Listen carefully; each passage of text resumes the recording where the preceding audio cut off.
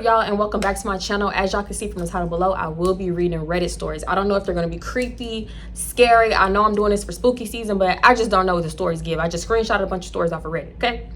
I'm not going to read these stories creepy because every time I do that, I feel like it takes 10 times longer. So I'm going to read the stories how I feel like they writing the stories, because these are true stories off of Reddit, supposedly. I don't know. But if you are interested in Reddit content, then I was finna trip over my words, sorry. Then stay tuned for the rest of the video, okay? I live in a small town, so some things that happen here may not happen in other places. This happened about 7 years ago. I ordered 2 big desks for my sons. My ex, their dad, promised to come over and help me put them together. On the day of delivery, the delivery man came as scheduled. I let my ex know because he had taken my 2 sons on a short walk and they will be back any minute. My neighbor who lives behind me breeds and trains dogs to be on guard. I love those dogs. They often come over for treats and petting. Anyway, back to the story. So I have this rack where my boys put their man-sized shoes. When the delivery man came, he asked me if he could come in and put the desk kits inside of my home. I got this weird vibe off of him. I had learned a long time ago to trust my instincts. He started making small talk. When he asked, "So, do you live alone?" I instantly knew that this was inappropriate. My guard instantly went up. I answered with, "I wish. I have 2 teen sons. They big as bears. They often have their friends over here like every day. Family members visit. Sometimes I go next door, they come over here. I swear sometimes I feel like this place is a revolving door for friends and families, neighbors, the community, block parties. Somebody always constantly over here. This calm right now is a rare thing. My boy's on the way back with their dad. They'll be here any minute now. Any minute." Then he got this weird look on his face and he asked me if I was seeing anyone. I became extremely uncomfortable because I knew my instincts were screaming that I was in danger.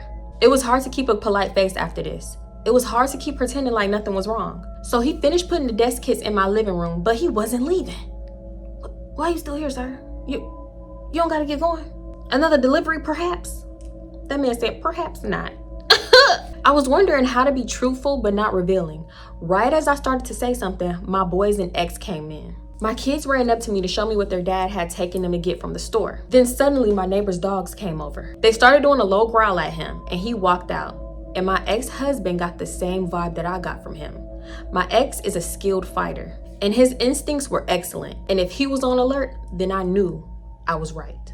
The delivery man finally left. He knew it was a no-go. I was getting my phone to report it. Just then my ex asked me, was I going to report him? Now here's where my small town living comes in. I reported it to a woman who gossips a lot. She also happened to be the manager of the furniture store that the man's deliveries came from.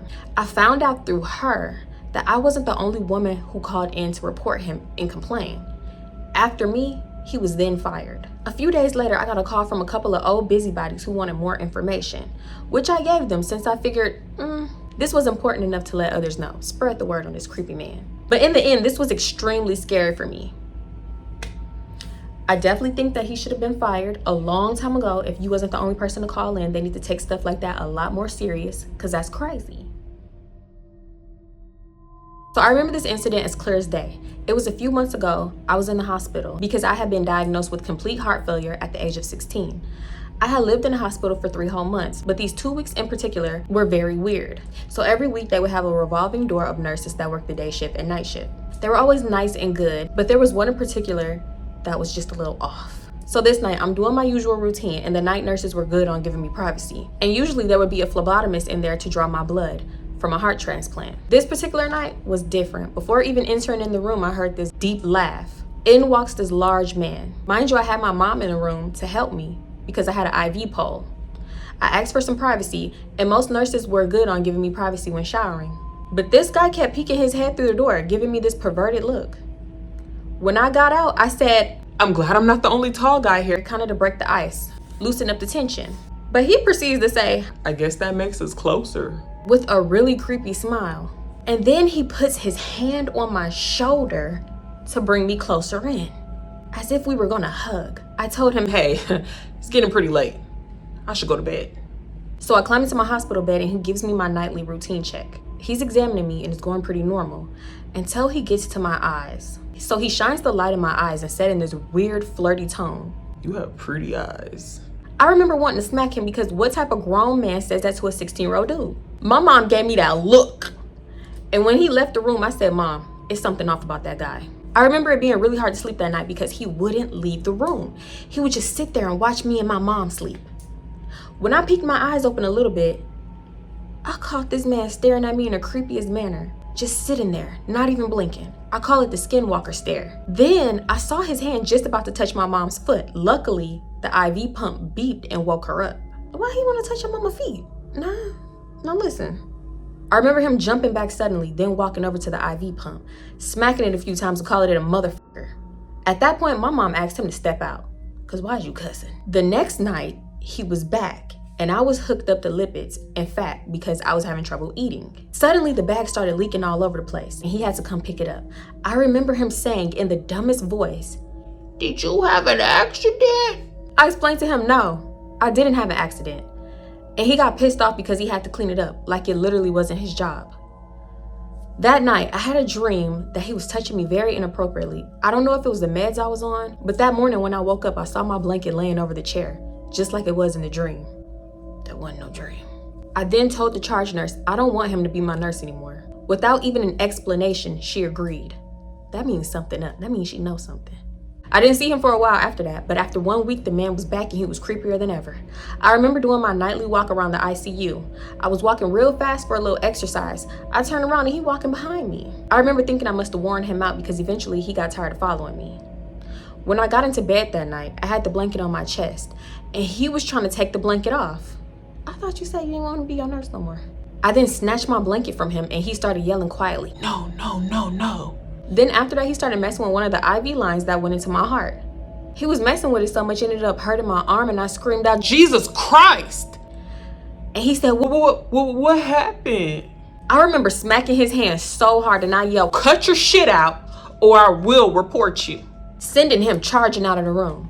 I told my mom and she told me I did a good job. After I told my mom, I remember the rest of the night, he would still come in, just sitting there watching. I don't know where my mom was, but at one point I woke up to him breathing in my face and touching my hair. Oh no. So I yelled, Hey man, get the hell out of here. He then whispered, I thought we were together. Oh no. Suddenly my mom walks in and he abruptly walks out. All I could say to myself was thank God. My heart transplant went well, of course, because if it didn't, I wouldn't be here to tell you this story. After that, they took me out of the ICU and put me in a regular hospital room. When they took me out of the ICU, I remember leaving and seeing the man in the hallway. I seen him staring at me with his head tilted, smiling and waving. At that moment, I decided I'm going to tell the nurse about him. The nurse then informs me that this man had gotten a lot of complaints by other patients. The complaints weren't that big of a deal, but she said he had made patients feel uncomfortable. That's a big deal. In the end, I'm glad my mom was around because if she wasn't there, the outcome could have been a lot worse. What kind of grown man does all of this that's supposed to be in healthcare helping? And to a child nonetheless, like what? Picture this, it's Halloween Day 2015. My daughter was 8 at the time and she was not excited to go trick-or-treating at all. She kept saying, Mom, I have a bad feeling. Something bad is gonna happen. And I kept trying to reassure her that baby, it's just your nerves. It's just your nerves. But she just could not get into the Halloween spirit, especially since this was the year of clowns. So there were gonna be a lot of clown costumes and she was already not a fan. We met up with my sister and her 2 kids and took them trick-or-treating around her neighborhood. We did see a few clowns riding four-wheelers and I told her, see baby, there's nothing to be worried about. They just kids dressed up just like you. So we finished trick-or-treating, dropped my sister and her kids off and drove home. I had to stop at a gas station briefly. So after I got what I needed and came back into the car, I'm sitting in the car telling my daughter to buckle back up, preparing to drive off, when suddenly a car is backing in. And my guess is she judged it incorrectly because the next thing I know, she backed into my back passenger seat where my daughter was sitting. She hit us so hard that the entire car moves. All I could scream is, what the hell? And now my daughter is screaming and crying. So I get back out of the car to check her injuries to make sure she's okay. And she is, just a little upset. Then this crazy lady gets out of the car with 2 young boys who are barefoot and in pajamas, and she's screaming for me not to call the police. Obviously, I dialed 911, but while I was waiting for their arrival, this lady takes her and her 2 boys across the street into a bar. And she must have called someone to pick her up because when the police finally came, they got in touch with her and informed her to return to the scene of the crime, or else it would be a hit and run. So she comes back in the car and I see 2 people getting out, arguing, screaming and yelling at each other. And lo and behold, it's one of my ex-boyfriends. Yes, my ex is dating the crazy lady who hit my car. And I mean, she hit my car so hard it had to be realigned in the whole 9. Child, what a coincidence. I didn't think she had car insurance the way she was screaming and hollering for me not to call the police. And then you know what? The whole way home, my daughter said, "See, Mom, I told you something bad was gonna happen. I told you." And she was right. I will never dismiss her feelings again. Also, she is 17 now and still absolutely hates Halloween. And she refuses to go trick-or-treating till this day. You gotta start listening to your kids, okay? She didn't want to go trick-or-treating for a reason. She wasn't scared of them ghouls and goblins. She was scared of them drunk people on the road. Cause what you taking you and your kids to a bar for after you just got in a car accident? You needed to drink immediately? I could understand like after the police come and this, that, and the third, but immediately is crazy. A few years ago when my daughter was a toddler, my wife and I used to take her to a nearby lake just to have little picnics, swim, and just unwind. It was a peaceful spot, quiet, not too crowded, the kind of place you could just go to and easily forget about the world. Just for a while. One afternoon, after we finished eating, my wife decided to go for a quick swim while I stayed on the beach with our daughter. I watched her wade into the water. Wade in the water. Like that kind of wade in the water? What that mean? About a minute later, she suddenly stops, turns around shouting something. At first, I couldn't make out what she was saying, but her facial expression was that of a terrified woman. Then I heard her clearly say, "I think I just stepped on someone's face." I froze for a second, thinking maybe she was joking. But the look on her face wasn't playful at all. She was pale as a ghost, almost terrified. She quickly started making her way back. Her legs moving faster than fast, like she couldn't get out that water fast enough. When she finally got back to me, she was visibly shaking. She said when she was swimming, her foot brushed up against something soft. At first, she thought it was just a weird rock or a big patch of seaweed. But when she pressed her foot down, she felt the unmistakable shape of a face beneath the water. A nose, an eye socket, everything. And she swore she felt the hollow part of someone's eye. I considered going to check it out, but something stopped me. I'd be scared too. Maybe it was the uneasy feeling I had in my gut, but we decided to pack it up and leave right after that. The next day, the local news reported a young boy who had been missing for days was found drowned in that same lake, not far from where we had been. He had been there the whole time, just underneath the surface. To this day, my wife is convinced that she stepped on his face. Excuse me? So there will be 2 stories here. The first one is super creepy, and the second one is more so sad, kind of an explanation as to why I no longer participate in these kind of activities. I want to preface this all by saying, I grew up seeing ghosts. I see dead people. So the whole topic of spirits wasn't new to me. However, I was so scared by them that around the age of 7 or 8, I trained my brain not to see them anymore. I never talked about it with friends or family because they never believed me and always assumed I was a little off. Let me take y'all back to the early 2000s. I was a little girl celebrating my friend's birthday. She had always had a Halloween party to celebrate because that's when her birthday just happens to be. I remember how even before this, she had always talked about how creepy her basement was and how she didn't like to stay down there alone. With that being said, it's her birthday night with 10 plus girls over and we were all spending the night. That's not exactly bedroom material, so of course her mom and grandma set us up in the basement. Everything was going as according to plan at first. So when some of us started to get tired, we bought out the Ouija board. Yeah, because that makes sense. That makes sense. Oh, girl, I'm sleepy. Let's bring out that Ouija board. So I remember a few people being spooked out and they didn't want to participate. At first, we asked innocent questions like kids usually do. Who's the birthday girl going to marry? How old are we going to be when we have kids? Stuff like that. I remember I asked the question to myself and it replied, dead, which was weird. And some of the girls got even more spooked by that. Then a girl screamed and said she saw something behind me in the mirror. After that, we stopped. Because why did you even begin? For a few hours after that, 3 of us couldn't sleep, including me and the birthday girl. We weren't sure if the board was real or not, so we decided we'd try it one more time. Everyone else was asleep though, so we thought since they didn't want to play anyway, it would be better, because it's better to play with those who believe. At this time, it's close to 3 a.m., and we heard, that's the witching hour. We were 10 years old and 11 years old, just being dumb, and we had no idea what we were doing or who we were even talking to. We started off by asking the board if they could do something for us. What? We said at 3:15 to have the girl who saw something in the mirror wake up and say something to us. Now this was over 15 years ago, so I don't remember what we asked the girl to say. All I know is we asked for it to have her look in the mirror and say it. Now it was going to be 3:15 in about 20 minutes or so. After that, I remember saying goodbye to it and putting the board back up. I remember the three of us just sitting around talking about how impossible it was for her to wake up and actually do it at 3:15. So we kept up with the time, and we knew when it would hit 3:15 because her basement had a large grandfather clock. It didn't ring anymore, but it was still functional. So we were waiting, and right before the time changed to 3:16, it happened. Old girl shot straight up out of her blanket and everything, looked straight into the mirror with her eyes closed, and she whispered whatever we asked the Ouija board for her to say. Then suddenly, like nothing happened, she dropped back down on her pillow. I would have been out of there. Before she dropped, I would have been out of there.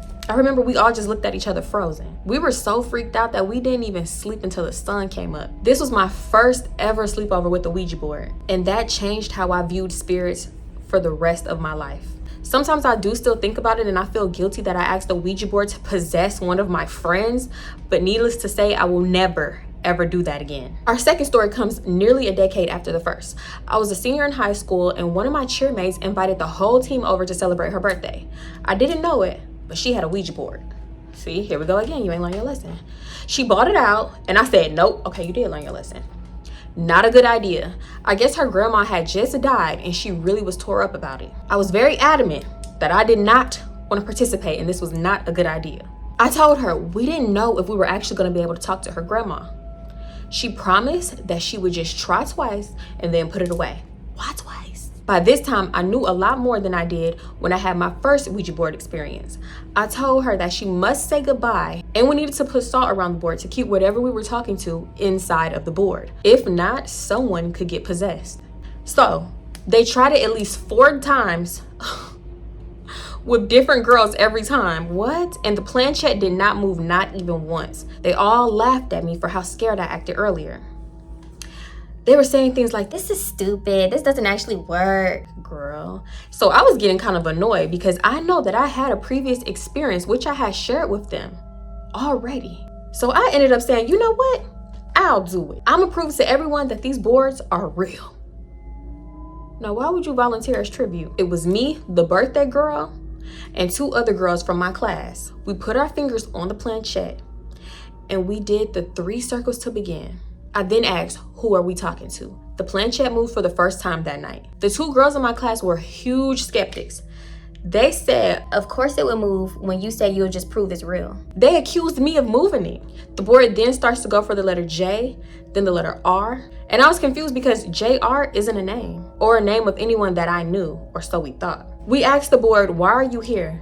The board spells out friend. We asked the board again, who is this? The board spells out JR. We asked, what does the J stand for in JR? The board spells out J, Joe Nat. One of the girls from my class then screams, no way! While we're looking at her in confusion, she asks, is this Jonathan Roman? The planchette immediately moves to yes. So we all just sat there stunned, quiet.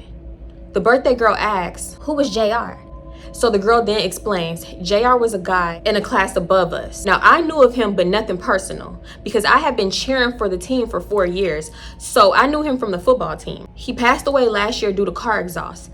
He didn't want to wake his parents in the middle of the night after driving home from a party. On top of that, it was the middle of winter, so he slept in his car inside of the garage. A few weeks after he passed, we had a big celebration on the football field for him. Now, back to the Ouija board situation. So I remember everybody looking at me weird because they thought the board didn't work. They still thought that I was moving the planchette. They said that I was a horrible person and I must be impersonating JR, but I wasn't. I truly wasn't.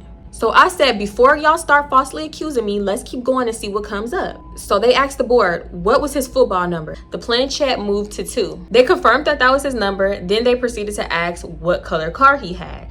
The board answered red, which was true. They asked who his best friend was, and I definitely absolutely had no idea who that could be. Because again, we did have similar friends and we were occasionally in the same place at the same time, but I never not once spoke to the guy. And our mutual friends didn't really talk to me about him. So the board spelled out his best friend's name, and again, that was correct. Now that right there must have infuriated the girls because they didn't even say goodbye to the board. They just flung it at me and called me a liar, saying I made all of this up.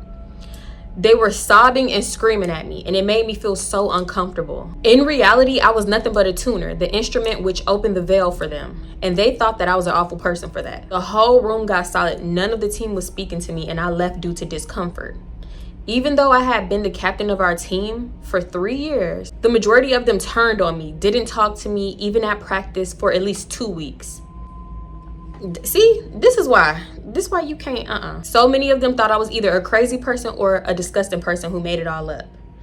Only a few of them understand that I wouldn't have known any of that information, and that was solely based off of who I was friends with and hung out with. The night of that sleepover was the first time I had ever spoken to JR, if it was actually even him. From those 2 experiences, I do not use Ouija boards anymore. Good. Because you never know who you're actually gonna get or who you're actually gonna piss off, even if it works. Call me crazy, but I thought it was common knowledge not to play with Ouija boards.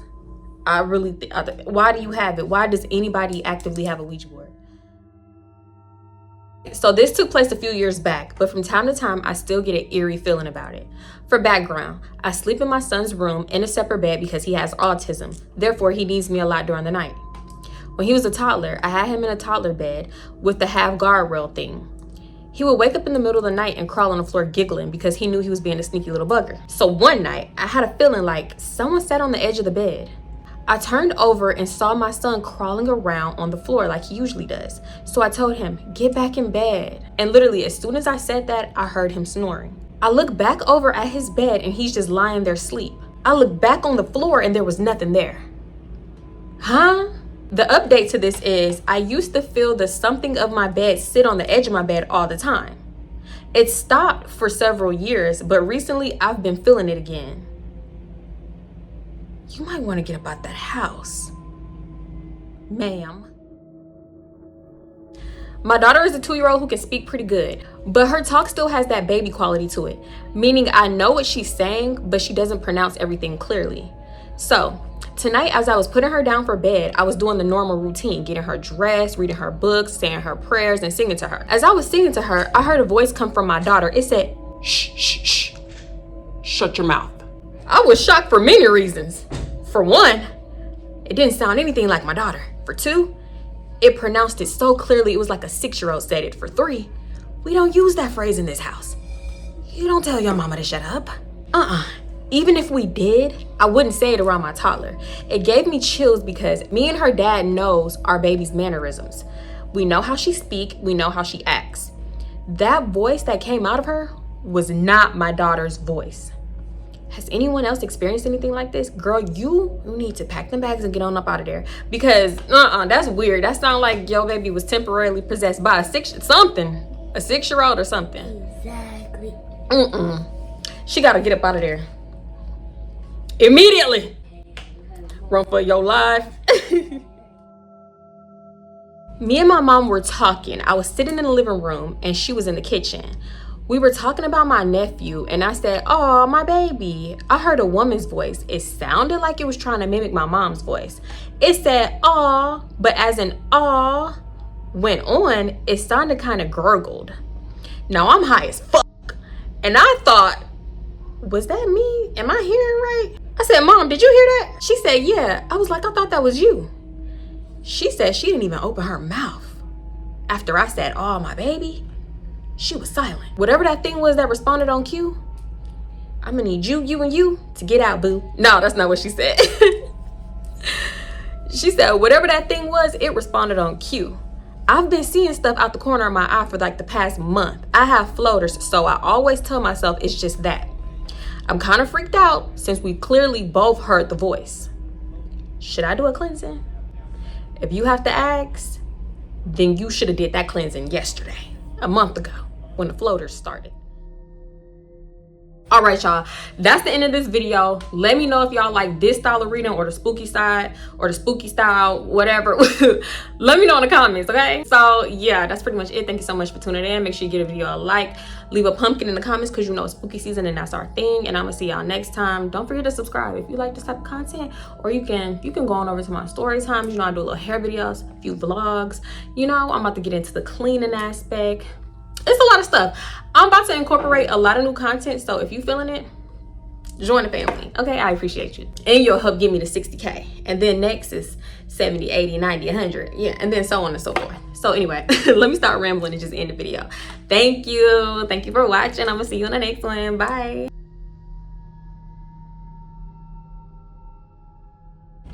And also, needless to say, this is why you can't be friends with everybody. Because they will ask for a Ouija board to possess you in your sleep. Excuse me? Why me?